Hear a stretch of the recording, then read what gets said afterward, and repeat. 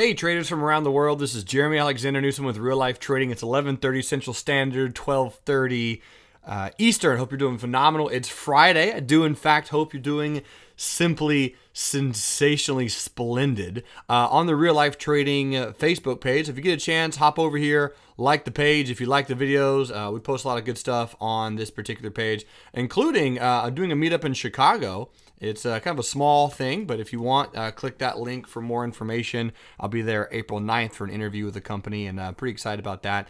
If you also want to hop over to YouTube at any point in time and subscribe to our YouTube channel, definitely post about 3 videos a week, sometimes more. And of course, all the information is free and quality info. It's legendary. So let's talk about a little bit of the market for the moment.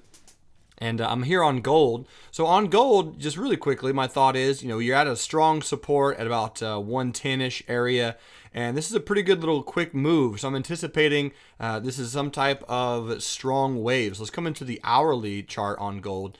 And my thought is, overall, this is a 1, 2, 3. We're experiencing a 4 right now, where we will kind of bounce around a little bit, and then probably a 5 is coming in. So on gold, we'll probably continue up a little bit higher, more than likely. Nothing massively interesting, though.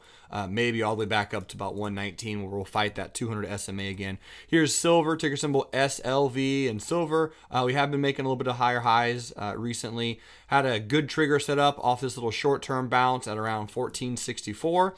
My good friend Maria in Toronto, Canada, she's doing some weekly put sales. She has a 16 put expiring today, and unless something really interesting happens on silver, that should expire worthless. Nice little pennant pattern on silver. Again, probably a 1, 2, 3, 4, and we continue to do a little bit of a 5 to go just a little bit higher on silver. The CTO, Chief Technology Officer of Real Life Trading, Albert, also has 18 May covered calls for silver, and Richard's waiting for a little bit of a topping pattern. Freebird over there in North Carolina made some money on silver. Good job, my good friend. So again, all this information is subject to change due to volatility today, but very, very fascinating candle so far. We actually have an inside day candle. Wow.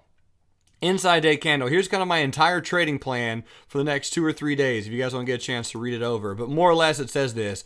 Yes, we are experiencing a potential double top. We are right at the neckline. We have not closed below it yet. We now have an inside day pattern, and we could form a morning star reversal, or on Monday, if let's say the market ends like this on Monday, if we gap down and clear these white candles and clear these pivots, that's going to be a pretty strong bearish gap in my opinion, where we likely head a little bit lower. Let's hop over to Texas Instruments, and Texas Instruments actually looks like a pretty healthy double top, if you will. Let me scroll back over there in just a moment. Now, keep in mind that Texas Instruments, you are at a strong, here's your resistance, resistance, support. Again, do we form a morning star reversal, or do we complete the double top? That really is the question. And truth be told, I think if we start breaking some of these highs on a lot of these patterns, I think we do go a little bit higher. Really kind of a nice pullback down to the 100, but volume is low. And if volume stays low today, I really think that this is a pretty decent double top, because it did close below the neckline, and we're just kind of retesting at the moment. So again, if Monday and or Tuesday we gap down strongly on a lot of these stocks, I think we do make some lower lows overall. Facebook is pulling back, or has pulled back slightly. Very, very nice breakout. A little bit of a pullback into here. Probably going to do something like this. Pull back to about 81 and some change, and likely bounce depending on what the market does. But confirmed breakout, in my opinion, on Facebook, right? This is all-time high, good volume, good candles, good moving averages, and so we're just kind of pulling back. So we got a $79 put sale, April week 2, that's expiring. And just keep you guys updated, actually, next Friday, which I was unaware of, which is Good Friday. I was aware of that. I was unaware that the market is closed. Market is closed on Good Friday. So if you're doing spreads April week 1, which I have a few of those, they expire on Thursday, because Friday's not a trading day. So keep that in the back of your pocket, if you will. FAS is one I'm absolutely keeping my eyes on, because I did unravel an April week 2 120, 119 bull put spread. And just the other day, as we were rolling over, legged into the 135, 136 bear call expiring April week 2. So we got the bear call. We got the potential double top-ish pattern. The hourly chart on FAS, we're definitely battling. Might be a little bit of a slower day in the market. We might finish up with that doji, but looks like we might do something like that. And I guess it's really anyone's guess at that point. Do we roll over? Do we continue? What exactly do we do? It's going to be a tough call. It will. We shall see. But truth be told, I think we go a little bit lower, and I think that would be healthy. I don't think that the Dow or the market in general is going to go to zero by any means. Here's the SPY. Again, SPY, you're really right at that level. We're battling the 100 right now from the bottom. Volume's kind of coming in. So, do we get a double top? We're going to be finding out very, very soon. What do I personally think? Probably not, but I'm totally prepared if we do. If we have a little bit of a bearish double top and we get a pullback, will pull back at least to 198 if we complete a good double top on the SPY, maybe even as far back as 188. And I'd be prepared for that, and down here, I'd be buying the bounce. I think this would be a healthy correction to the overall market, nice little pullback. I mean, here's the candles that we're looking at, and here's the weekly chart. I had someone the other day ask me, Jeremy, when do you go bearish? When do you finally go bearish on the market? And the answer is, this is when I would go bearish on the market.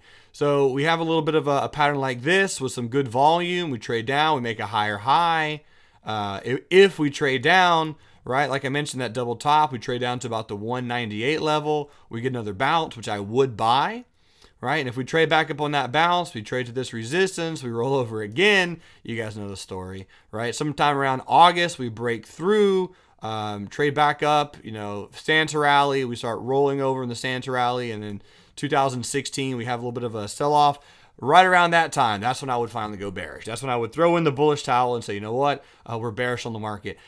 I haven't done that yet, though. Like I mentioned, keep your eyes out for a lot of analysts who are always bearish and, who went massively bearish in the market back in 2011, who went massively bearish in the market back in 2010, who went bearish right here.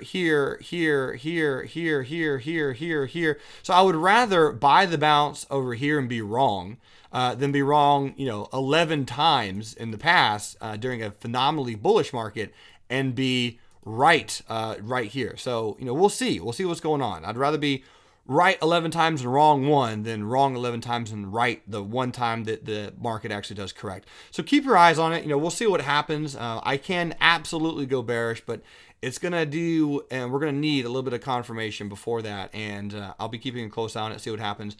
But it does appear that we're going to have potentially a little bit of a lower low. We kind of need one. And if we did pull back into this 198 level, I think that'd be healthy. And if we broke lower than that, I think that'd also be healthy. I'd be ready to buy. Pretty much I'm buying the bounce until we make a primary lower low and a primary lower high on the general market on the weekly chart on the SPY. Ladies and gentlemen, if you have any questions, let me know. A lot of you guys have been asking a lot of questions about Apple, so I think we'll look at Apple really quick. And Apple on the weekly also looks like it could have a nice little correction. If we do a quick wave count, some type of correction over here, maybe a 1, 2, 3, 4, 5, potentially A, B, C, go a little bit lower, maybe down to 112, 115. It's tough. It's tough to call because there's a lot of support up there. I mean, you have some really, really good support at approximately 119. So I'll put my lines back on the chart. There you have it.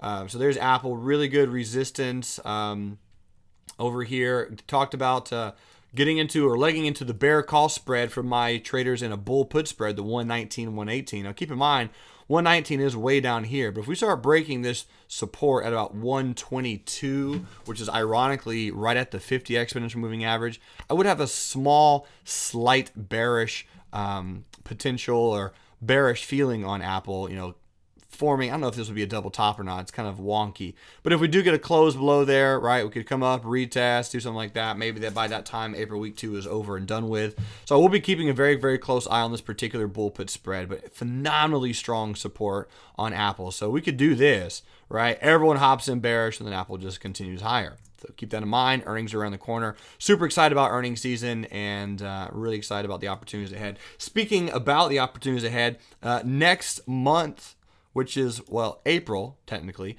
The 2 days before April, which are March the 30th and March the 31st. I'm going to be hosting a free day trading room in the middle of the day. So, you guys know I have a morning room and an afternoon room, and between those two rooms, I have a little bit of a break. If you guys are interested, the link will be in this email. If you got the email, if you didn't, if you're on my social media or whatever, feel free to email me, jeremy@reallifetrading.com, and I'll send you the link if I can, if I'm able to.